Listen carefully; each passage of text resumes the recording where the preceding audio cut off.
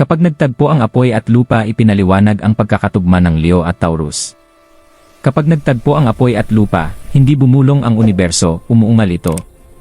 Ang isang Leo ay naglalagablab ng damdaming kayang magbigay liwanag sa buong lungsod. Mahal nila ng malakas, matindi, at dramatiko ang uri ng pagmamahal na nagpaparamdam sa iyo na buhay ka lang sa pagtayo malapit sa kanila. Pero ang isang Taurus? Iba ang paraan ng pagmamahal ng Taurus. Tahimik, matatag, at tapat ang kanilang pagmamahal, parang lupa sa ilalim ng iyong mga paa. Hindi nila hinahabol ang bagyo, sila ay nakakaligtas dito. Hindi sila sumasabog sa damdamin, hinahawakan nila ito hanggang maging hindi mababasag. Ano ang nangyayari kapag nagbanggaan ang dalawang puwersang ito? Ito ay hindi kwento ng pag-ibig. Ito ay isang kaganapang kosmiko. Sa sandaling pumasok ang Leo at Taurus sa buhay ng isa't isa, may nagbabago. Nakakaramdam ang Leo ng kakaibang kapayapaan, isang katahimikan na hindi nila alam na kailangan nila. Nakakaramdam ang Taurus ng isang spark, isang init na hindi nila alam na namimiss nila. Ito ang apoy na nagpapainit sa malamig na gabi at ang lupa na nagpapatatag sa naglalagablab na puso. Ngunit ang koneksyong ito ay hindi simple. Gusto ng Leo na hangaan. Gusto ng Taurus na maramdaman ang kaligtasan. Mabilis kumilos ang Leo. Dahan-dahan kumilos ang Taurus. Malakas magpahayag ang Leo. Tahimik magpahayag ang Taurus.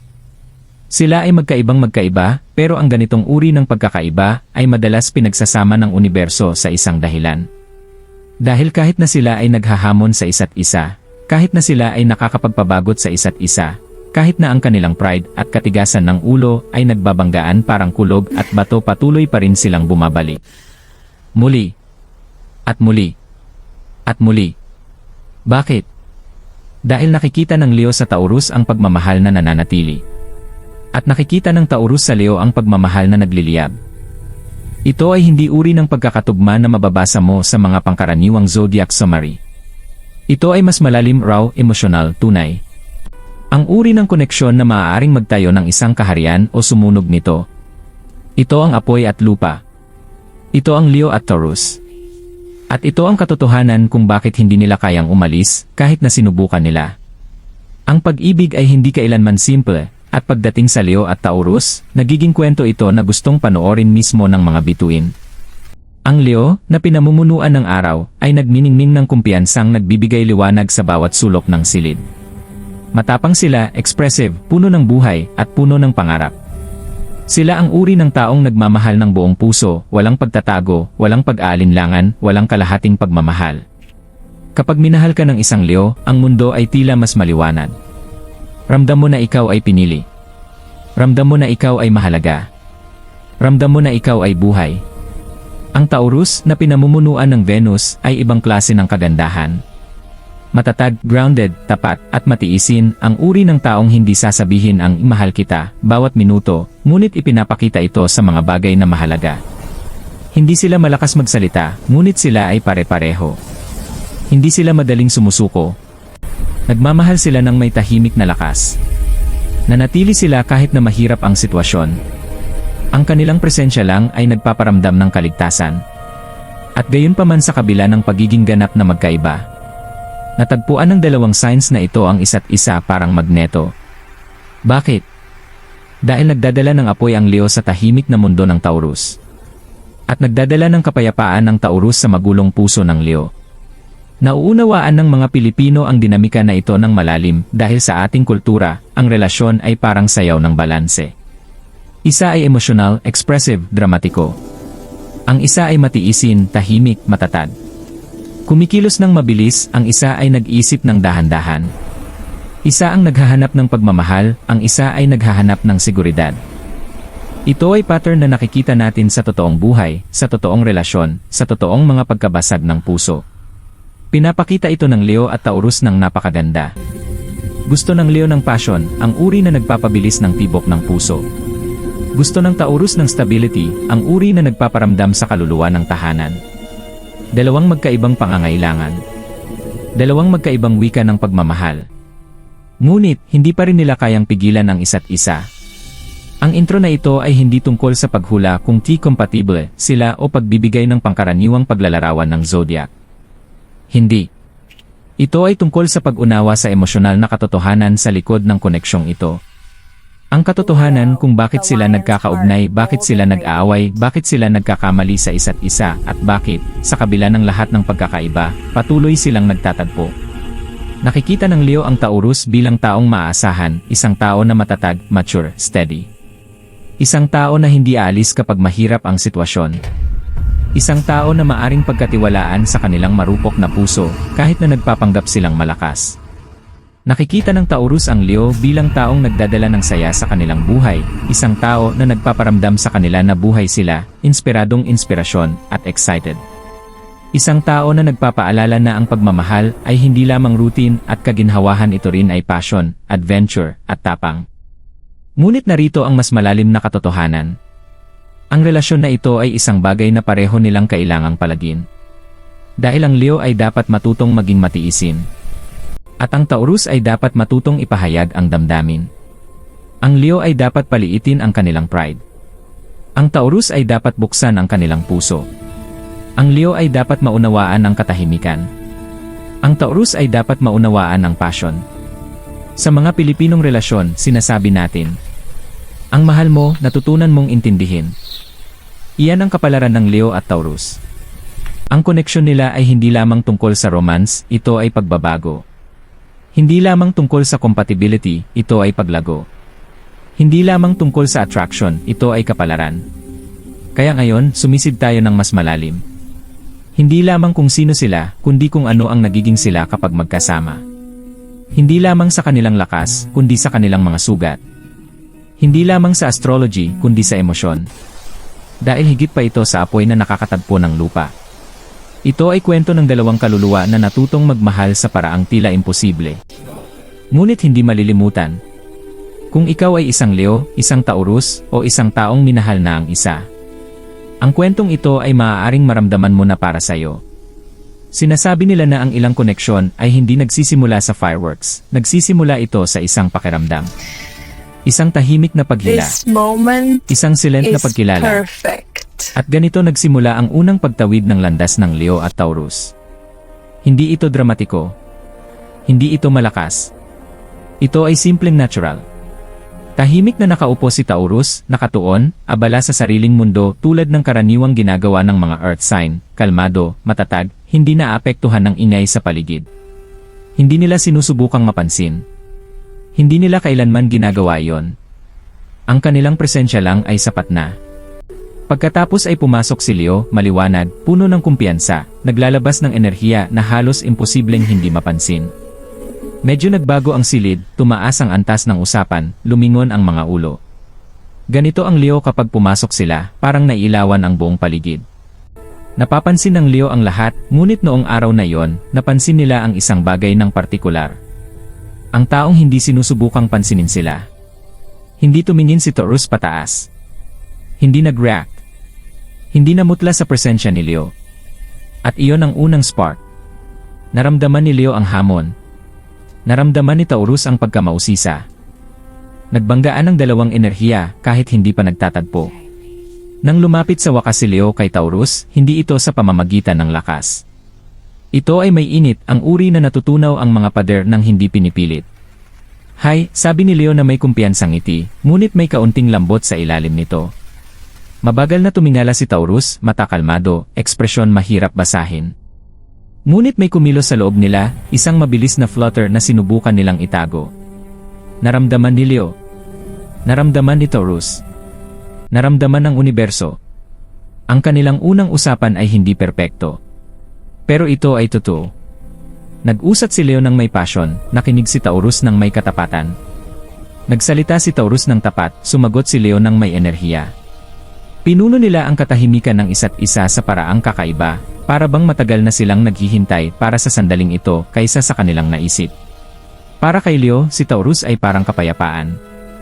Para kay Taurus, si Leo ay parang init.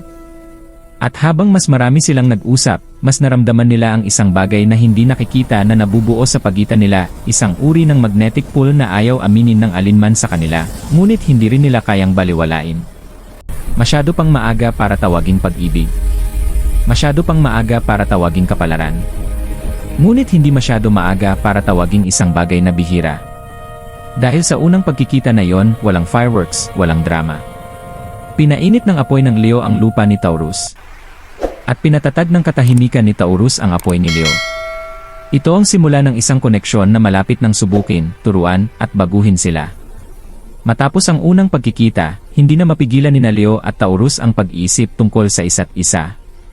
Hindi sa desperado o obsessive na paraan, kundi sa tahimik, matyagang paraan na tanging kapalaran lamang ang makalilikha.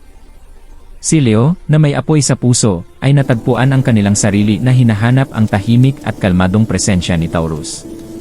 Bawat sandali na wala sila ay tila kulang, parang sikat ng araw na nakakulong sa likod ng ulap. Si Taurus, matatag at grounded, ay napansin na mas madalas silang nakangiti, tawaing banayad sa mga sandaling kung hindi ay mapapansin lamang. Nagsimula ng painitin ng apoy ang lupa, at nagsimulang patatagin ng lupa ang apoy. Nagsimula silang maglaan ng mas maraming oras para sa isa't isa. Ang isang simpleng kape ay naging mahabang hapon ng pag-uusap tungkol sa mga pangarap, takot, at maliliit na misteryo ng buhay.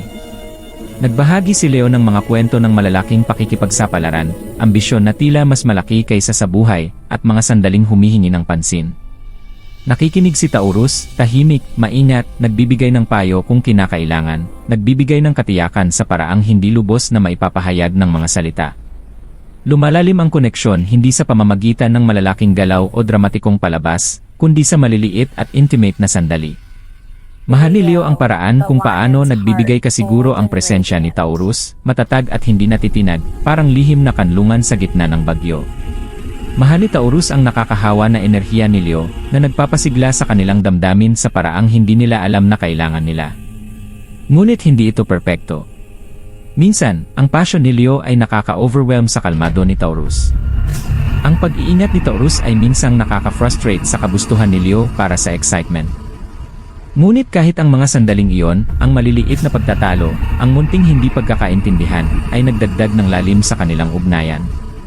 Natututo silang kilalanin ang isa't isa, unawain ang ritmo ng apoy at lupa, at humanap ng paraan upang mag-adapt ng hindi nawawala sa sarili.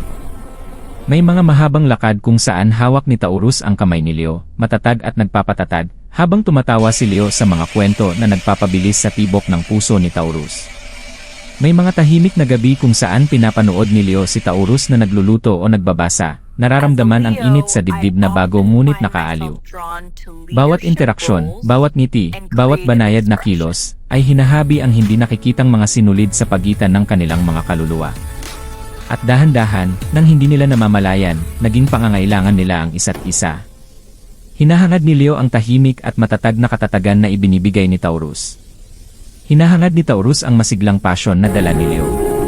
Ang kanilang mga mundo, na dati hiwalay, ay nagsimulang maghalo, apoy at lupa na sumasayaw ng magkasama, hindi perpekto, ngunit maganda. Sa mga sandaling ito nila natutunan ang isang mahalagang bagay, ang pag-ibig sa pagitan ng Leo at Taurus ay hindi ordinaryo. Hindi lamang ito atraksyon. Ito ay isang mabagal na apoy, matyagang puwersa na humahamon, nagbibigay kasiguro, at nagbabago sa kanilang dalawa. Bawat kwento ng pag-ibig ay may unang bagyo, at para kay Leo at Taurus, dumating ito ng tahimik, halos hindi napapansin sa simula. Si Leo, na may pusong puno ng pasyon, ay naghahangad ng patuloy na pagpapahalaga. Gusto nilang maramdaman na sila'y hinahangaan, pinapahalagahan, at nakikita, hindi lamang sa malalaking galaw, kundi pati na rin sa maliliit na sandali. Si Taurus, matiisin at grounded, ay nagpapakita ng pagmamahal sa ibang paraan. Ang kanilang mga kilos ay matatag, pare-pareho, at tahimik. Hindi nila laging sinasabi ang mga salitang gustong marinig ni Leo. Hindi rin nila laging nire-react sa masiglang damdamin na inaasahan ni Leo. Nagsimula ito sa maliliit na frustration. Nagpapadala si Leo ng masiglang mensahe, nagbabahagi ng pangarap, pag-asa, o kahit mga maliliit na kagalakan ng araw, ngunit nakakakuha lamang ng maikling kalmadong sagot. Si Taurus, sa kabilang banda, ay paminsang nakakaramdam ng pagkakabahala sa enerhiya ni Leo. Minsan ang dramatikong pagpapahayag ng pagmamahal ni Leo ay nakakabigla kaysa nakakagaan ng loob. Bakit hindi mo sinasabi sa akin ang nararamdaman mo? Tanong ni Leo isang gabi, may panginig sa tinig na halo ang kahinaan at frustrasyon. Ipinapakita ko naman sa'yo, sa sariling paraan ko, mahinang sagot ni Taurus, nakababa ang mga mata, sinusubukang manatiling kalmado. Lumalalim ang tensyon. Bawat isa ay nais maintindihan, ngunit wala sa kanila ang alam kung paano tulayin ang pagitan. Sumiklab ang pride ni Leo kapag tila hindi pinapansin ang kanilang damdamin. Lalong tumindi ang katigasan ng ulo ni Taurus, tumatangging umangkop sa emosyonal na ritmo ni Leo. Sa kulturang Pilipino, madalas nating sabihin, ang mahal mo, minsan ay di mo maintindihan. Ito'y perpektong sumasalamin sa kanilang pakikibaka. Nais ng kanilang mga puso na magkaugnay, ngunit nagbabanggaan ang kanilang mga pamamaraan. Noong gabing iyon, humaba ang katahimikan sa pagitan nila ng higit sa inaasahan ng alinman. Parehong nakaramdam ng lungkot kahit na magkasama. Parehong nagtanong kung masyadong malaki ba ang kanilang pagkakaiba. Ngunit sa ilalim ng tensyon, may nanatiling sinulid ng koneksyon, hindi nakikita, marupok, ngunit hindi naputol. Ito ang kanilang unang tunay na pagsubok. Paalaala na ang pag-ibig sa pagitan ng apoy at lupa ay hindi kailanman simple. Na kahit na nagtatagpo ang passion at stability, hindi maiiwasan ang tunggalian. Ngunit kahit sa gitna ng hidwaan, patuloy na naglalagablab ang apoy ni Leo para kay Taurus, at patuloy na humahawak ng puwang ang lupa ni Taurus para kay Leo. Ang unang bagyo na ito ay maliit, ngunit ito ang naglatag ng entablado para sa mas malalaking laban at mas malalim na paglago na naghihintay sa kanila. Ang unang alitan ay simula pa lamang. Hindi naglaon, napagtanto ni Leo at Taurus na ang pagmamahalan sa isa't isa ay nangangahulugang haharapin ang buong bigat ng kanilang mga pagkakaiba. Maliwanag na naglalagablab ang pride ni Leo. Mahal nila ng bukas, nagpapahayag ng bukas, at nais na maipakita rin sa kanila ang parehong damdamin. Para kay Leo, ang pag-ibig ay apoy, passion, drama, excitement. Ang pagiging hindi pinapansin o hindi nauunawaan ay hindi lamang maliit na frustration, ito ay isang hamon sa kanilang puso. Si Taurus, sa kabilang banda, ay kumikilos tulad ng matatag na lupa. Nagmamahal sila ng tahimik, matiisin at malalim. Ang katigasan ng ulo ay kanilang kalasag, na pinoprotektahan ang puso mula sa sakit. Hindi sila nagmamadali, hindi sobra ang reaksyon, at bihira silang magsalita ng labis. Kaya kapag nagkaroon ng hindi pagkakaunawaan, hindi lang ito tungkol sa mga salita. Ito ay tungkol sa kanilang pangunahing kalikasan. Humihingi ng pansin si Leo, humihingi ng pasensya si Taurus. Naghahanap ng pagpapahalaga si Leo, naghahanap ng respeto si Taurus. Malakas magpahayag si Leo, tahimik sumagot si Taurus. Isang gabi, isang maliit na pagtatalo tungkol sa mga plano ang lumaki. Sumabog ang frustration ni Leo. Bakit hindi mo ba kayang makipagtagpo sa akin sa gitna? Si Taurus, hindi nagagalaw, ay sumagot. Nakikipagtagpo naman ako sa iyo sa aking paraan. Ang tensyon sa pagitan ng pride at stubbornness ay sumiklab parang apoy laban sa bato. Ang pangangailangan ni Leo para sa pagkilala ay nagbanggaan sa pagnanais ni Taurus ng katatagan. Walang gustong umatras. Walang gustong maging una sa kompromiso. Bawat kwento ng pag-ibig ay may sandali kung kailan ang puso ay parang mabibiyak, at para kay Leo at Taurus, dumating ang sandaling iyon ng tahimik, ngunit masakit. Ilang linggo ng maliliit na hindi pagkakaunawaan, matagal na frustrasyon, at hindi nasabi na damdamin ang naglatag ng pader sa pagitan nila. Ang naglalagablab na pride ni Leo ay tila hindi napapansin. Ang matatag na pasensya ni Taurus ay tila hindi pinapahalagahan. Wala sa kanila ang nakakaalam kung paano abutin ang lumalaking distansya nang hindi ipinapakita ang kanilang kahinaan, at ang kahinaan ay hindi kailanman madali para sa alinman sa kanila. Nagsimula ito sa isang simpleng gabi, isang hindi pagkakaintindihan na maaaring nasolusyonan sa pamamagitan ng mga salita. Ngunit hindi na ipagpalit ang mga salita. Si Leo, na naglalagablab sa damdamin, ay nakaramdam ng pagiging invisible. Si Taurus, na humahawak pabalik dahil sa takot sa alitan, ay nakaramdam ng pagkakakulog. Ang katahimikan ay humaba sa pagitan nila, mabigat at nakakahilo. Hindi ko alam kung nagmamalasakit ka pa, wika ni Leo sa wakas, may panginig sa tinig, sugat na kumikislap sa likod ng apoy. Nagmamalasakit naman pero hindi ka nakikinig, mahinang sagot ni Taurus, mata matatag ngunit malayo. Parehong umalis sa gabing iyon, puso'y nasasaktan, pride at pagnanasa'y naglalaban. Kahit na gusto nila ang isa't isa, kahit na ang koneksyon sa pagitan nila ay malinaw na hindi maikakaila, tila napakalaki ng kanilang pagkakaiba. Ang passion ni Leo ay nagbanggaan sa pag-iingat ni Taurus. Ang stubbornness ni Taurus ay nagbanggaan sa pride ni Leo. Nanganganib na mamatay ang apoy. Nanganganib na gumuho ang lupa. Ngunit sa ilalim ng sakit, may isang katotohanan na nanatili, hindi nila kayang kalimutan ang isa't isa. Namimiss ni Leo ang kalmadong presensya ni Taurus, ang tahimik na lakas na nagpapatatag sa kanila sa magulong mundo. Namimiss ni Taurus ang init ni Leo, ang apoy na nagpaparamdam sa kanila na buhay, gising, at nakikita. Ang sandaling ito ng pagkabasag ay hindi katapusan. Ito ay isang salamin na nagpapakita ng kanilang mga kakulangan, takot, at lalim ng kanilang pagmamahal. Ito ang sandali na maaaring maghiwalay sa kanila o magtulak sa kanila upang maintindihan ang isa't isa sa paraang hindi nila inaasahan.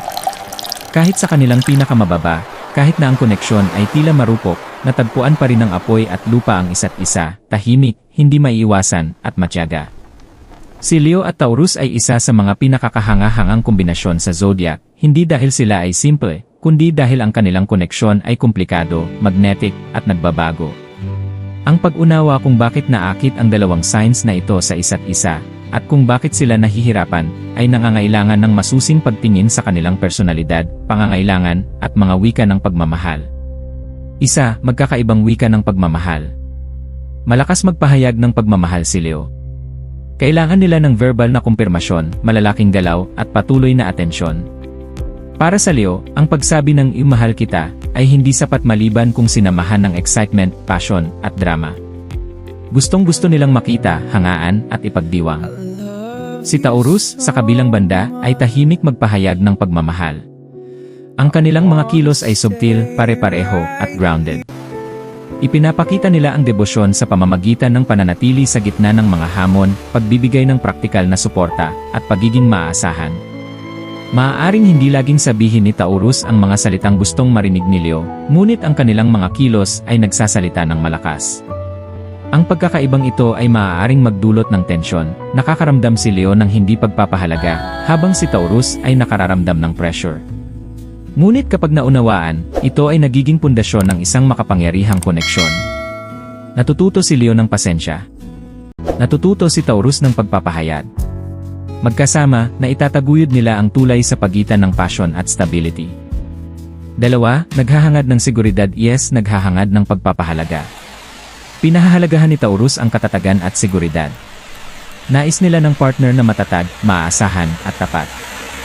Ang emosyonal na kaligtasan ay hindi mapag-aawayan. Si Leo, sa kabilang banda, ay naghahangad ng paghanga at pagkilala. Kailangan nilang maramdaman na sila'y pinahahalagahan, ninanais, at ipinagdiriwang. Kapag naramdaman ni Leo na sila'y binabaliwala, labis itong nasasaktan. Kapag si Taurus ay pinipilit na palaging patunayan ang halaga ni Leo, nakakapagod ito. Ang susi sa kanilang compatibility ay balance. Kailangang maunawaan ni Leo ang pangangailangan ni Taurus para sa space at consistency. Kailangang maunawaan ni Taurus ang pangangailangan ni Leo sa atensyon at emosyonal na katiyakan. Kapag natugunan ang mga pangangailangang ito, nagiging matatag ang kanilang pagmamahal. Tatlo, ang apoy ay mabilis, ang lupa ay mabagal. Si Leo ay sumasabak agad, pinangungunahan ng puso at excitement. Nanganganib sa pagmamahal, nagpapahayag ng damdamin ng mabilis, paminsan-minsan impulsive. Si Taurus ay maingat sa pag-ibig. Sila ay nagmamasid, nagsusuri, at dahan-dahang namumuhunan. Ang pagkakaibang ito sa bilis ay maaaring magdulot ng hindi pagkakaintindihan. Maaaring makita ni Leo si Taurus na malayo o malamig. Maaaring makita ni Taurus si Leo na nakaka-overwhelm o padalos-dalos. Ngunit maaari rin itong magtugma. Nagdadala si Leo ng adventure, spontaneity, at enerhiya sa routine na buhay ni Taurus. Nagdadala si Taurus ng grounding, pasensya, at katatagan sa apoy ni Leo. Magkasama, bumubuo sila ng ritmo, apoy na sumasayaw sa lupa, lupa na nagtataglay ng apoy nang hindi ito pinapatay. 4. Pride at katigasan ng ulo, hamon at lakas. Madalas humingi ng pagkilala ang pride ni Leo. Madalas naman tutol sa pagbabago ang katigasan ng ulo ni Taurus. Sa alitan, nagbabanggaan ang mga katangiang ito parang kulog at bato. Maaaring lumaki ang argumento at pareho nilang ayaw magkompromiso. Ngunit ang parehong katangiang ito ang nagiging dahilan ng kanilang tibay. Parehong tapat at hindi sumusuko sa taong tunay nilang minamahal. Kapag nalampasan nila ang unang friction, ang relasyon nila ay nagiging mas matatag kaysa sa karamihan. Pinapainit ng apoy ang lupa, pinatatag ng lupa ang apoy, na lumilikha ng pagmamahal na passion-filled, grounded, at matagal. 5. Ang bihirang lalim ng damdamin. Sa kabila ng kanilang mga hamon, nagbabahagi sina Leo at Taurus ng bihirang lalim ng damdamin. This is perfect. Hinahangaan ni Leo ang tapat at matatag na puso ni Taurus. Hinahangaan ni Taurus ang tapang at init ni Leo. Magkasama, nararanasan nila ang pagmamahal na parehong nakaaliw at nakaka-excite, kombinasyon na bihira sa ibang pairs. Kapag tunay nilang naunawaan ang isa't isa, nagbabago sila sa isa't isa. Nagiging mas matiisin, mas grounded, mas nagpapahalaga si Leo sa tahimik na debosyon. Nagiging mas expressive, mas adventurous, at mas handa si Taurus na yakapin ang passion. 6. Ang perspektibo ng Pilipino. Sa kulturang Pilipino, umuunlad ang relasyon sa pamamagitan ng pag-unawa, pasensya, at kompromiso. Pinapakita ito ng maganda ni Leo at Taurus. Kailangang matutunan ni Fiery Leo na igalang ang tahimik na lakas ni Taurus. Kailangang matutunan ni matatag na Taurus na pahalagahan ang emosyonal na intensity ni Leo. Kapag nakamit ang balanse na ito, ang kanilang pagmamahal ay hindi lamang romantiko, kundi transformative, kwento ng paglago, pagkatuto, at hindi mapuputol na koneksyon. Sa kabuuan, itinuturo ni Leo kay Taurus na maramdaman ang buhay at yakapin ang passion. Itinuturo ni Taurus kay Leo na manatiling grounded at pahalagahan ang pasensya. Magkasama, binabalans nila ang kaguluhan sa katatagan, excitement sa kapanatagan, apoy sa lupa. Ito ang dahilan kung bakit sobrang naakit sa isa't isa sina Leo at Taurus, ngunit nahihirapan rin ng malalim. Ang kanilang pagmamahal ay isang paglalakbay, hindi destinasyon. Isang mabagal, matatag na sayaw ng dalawang magkaibang kaluluwa na natututo kung paano mamuhay ng magkakasundo nang hindi nawawala ang sarili. Dumarating ang sandali sa bawat kwento ng pag-ibig kung kailan ang lahat ay nagiging masakit, ngunit magandang malinaw, sandali kung kailan hindi na makakaloko ang puso, kung kailan lumalabas ang mga katotohanan na itinago sa pride at stubbornness. Para kay Leo at Taurus, dumating ang sandaling iyon na parang katahimikan bago ang bagyo. Matapos ang ilang linggo ng tensyon, hindi pagkakaunawaan, at hindi nasabing mga salita, natagpuan nila ang kanilang sarili sa parehong silid muli. Hindi sa plano, hindi sa pagkakataon, parang kapalaran. Si Leo ang unang tumayo roon, dibdib na naglalagablab pa rin sa pangangailangang magsalita, magpaliwanag, at ayusin. Ngunit nabigo ang mga salita. Pabulong na sinabi ng pride, huwag kang unang magsimula.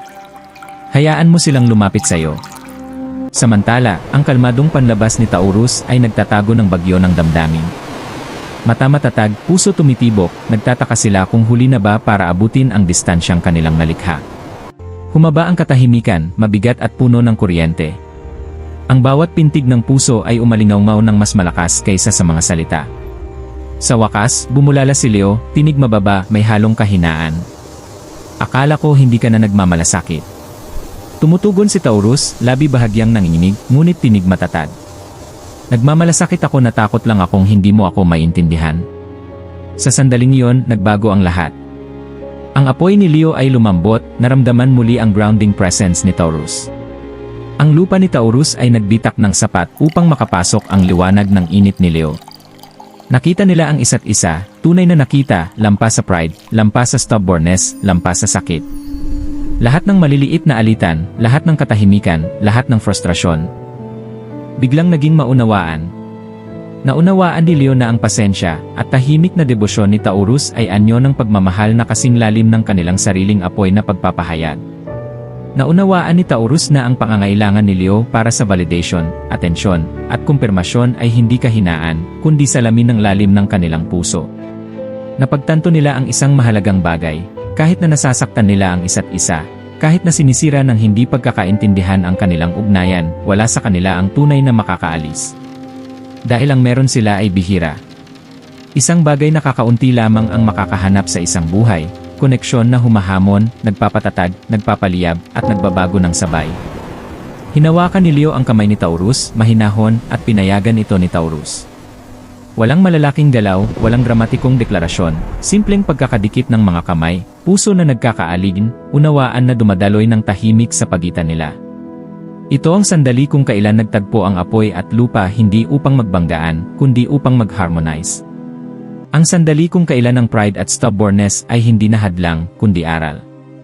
Ang sandali kung kailan pareho nilang naunawaan na ang pag-ibig ay hindi tungkol sa pagiging perpekto, kundi tungkol sa pagtitiyaga, pag-unawa, at pagpili sa isa't isa araw-araw, sa kabila ng pagkakaiba. Para kay Leo, si Taurus ang ligtas na kanlungan na matagal na nilang hinahanap. Para kay Taurus, si Leo ang apoy na nagpapaalala kung gaano sila maaaring maging buhay. At sa tahimik ngunit makapangyarihang sandaling iyon, alam nilang pareho. Walang alitan, walang katahimikan, walang hindi pagkakaintindihan ang makakawala sa koneksyon na kanilang nabuo. Sa wakas, natutunan ng apoy at lupa na sumayaw ng magkasama. Naglakbay sina Leo at Taurus sa isang mahabang daan na paikot-ikot. Ang kanilang paglalakbay ay hindi simple, at hindi rin ito walang sakit. Ngunit sa bawat hindi pagkakaunawaan, bawat banggaan ng pride at stubbornness, bawat tahimik na gabi ng pananabik, natuklasan nila ang isang kamangha-manghang bagay, isang pagmamahal na kayang tumagal, isang pagmamahal na kayang magbago, isang pagmamahal na sulit sa bawat hamon. Ang apoy at lupa, sa unang tingin, ay tila hindi magkatugma. Isa'y naglalagablab, ang isa'y matatag. Isa'y humihingi ng atensyon, ang isa'y nag-aalok ng kapanatagan. Isa'y mabilis kumilos, ang isa'y mabagal. Ngunit sa kanilang pagkakaisa, natagpuan nila ang balanse. Pinapaliyab ng apoy ang passion, enerhiya, at pakikipagsapalaran. Pinatatag ng lupa ang apoy, nag-aalok ng pasensya, katapatan, at walang kapantay na suporta. Magkasama, sila'y naging puwersang hindi kayang makamtan ng mag-isa. Para kay Leo, si Taurus ay higit pa sa katatagan, sila ay salamin na nagpapakita ng lalim ng pagmamahal, pasensya, at tiwala na minsan ay nalalampasan ni Leo sa bilis ng kanilang naglalagablab na puso. Para kay Taurus, si Leo ay higit pa sa excitement, sila ang apoy na nagpapaalala na ang buhay ay maaaring maging makulay, mapangahas, at labis na buhay. Sa kulturang Pilipino, madalas nating sabihin, sa tunay na pagmamahal, natututo tayong magtiis at umunawa. Perpektong inilalarawan nito sina Leo at Taurus. Ang kanilang pagmamahal ay hindi tungkol sa pagbabago kung sino sila, ito ay tungkol sa pagkatuto mula sa isa't isa, paglago ng magkasama, at pagbuo ng isang ugnayan na matatag at maganda. Natutunan nilang igalang ang pagkakaiba, yakapin ang mga hamon, at ipagdiwang ang maliliit at tahimik na tagumpay na nagmumula sa pag-unawa sa puso ng isa't isa. Ang pride ay lumambot. Ang stubbornness ay naging kakayahang umangkop. Natagpuan ng passion ang balanse. Ang katapatan ay naging mas malalim kaysa dati. Habang magkasama silang nakatayo, kamay na magkakapit, puso na magkakaalin, napagtanto nila na ang pagmamahal sa pagitan ng apoy at lupa ay hindi simple. Ito ay malalim. Hindi ito tungkol sa pagiging perpekto, kundi sa pagtitiyaga. Hindi tungkol sa malalaking galaw, kundi sa matatag na presensya. Hindi tungkol sa pag-iwas sa alitan, kundi sa paglago sa pamamagitan nito. At sa pag-unawang iyon, natuklasan ni Leo at Taurus ang pinakamahalagang katotohanan, ang kanilang mga pagkakaiba ay hindi kailanman hadlang. Ito ang lihim sa pagmamahal na kayang tiisin ang bagyo, magpaapoy sa mga pangarap, at tumagal sa pagsubok ng panahon. Ang apoy at lupa, na minsang napakalayo sa isa't isa, sa wakas ay natagpuan ng pagkakaisa. At sa pagkakaisang iyon, natagpuan nila ang isa't isa. Kung ikaw ay isang Leo, Taurus, o sinumang nakaranas ng magmahal, ang kwentong ito ay para sa iyo. Ang paglalakbay ng apoy at lupa ay hindi lamang kwento ng compatibility, ito ay salamin ng ating sariling mga pakikibaka, sariling mga pasyon, at sariling paglago sa pag-ibig. Isipin ang mga tao sa iyong buhay. Yung mga humahamon sa iyo, nakakainis minsan, pero nag-inspire din sa iyo. Yung mga nagpapabilis ng tibok ng puso mo, at sabay na nagpapatahimik ng iyong kaluluwa. Iyan ang magic ng relasyon, tulad ni Leo at Taurus. Kung tumimo sa iyo ang kwentong ito, ibahagi ang iyong karanasan sa comments. Ikaw ba ay Leo o Taurus? Naramdaman mo na ba ang push and pull ng apoy at lupa sa iyong sariling buhay pag-ibig? Maaaring magbigay inspirasyon ang iyong kwento sa iba, tulad ng hangaring magbigay inspirasyon sa iyo ng kwentong ito. Huwag kalimutang mag-like, mag-subscribe, at pindutin ang notification bell para sa higit pang mga kwento ng zodiac na sumasalamin sa pag-ibig, compatibility, at emosyonal na katotohanan. Tandaan, ang pag-ibig ay hindi kailanman simple. Ngunit ang tamang koneksyon, tulad ng apoy at lupa, ay maaaring turuan kang magmingming ng maliwanag at manatiling matatag magkasama.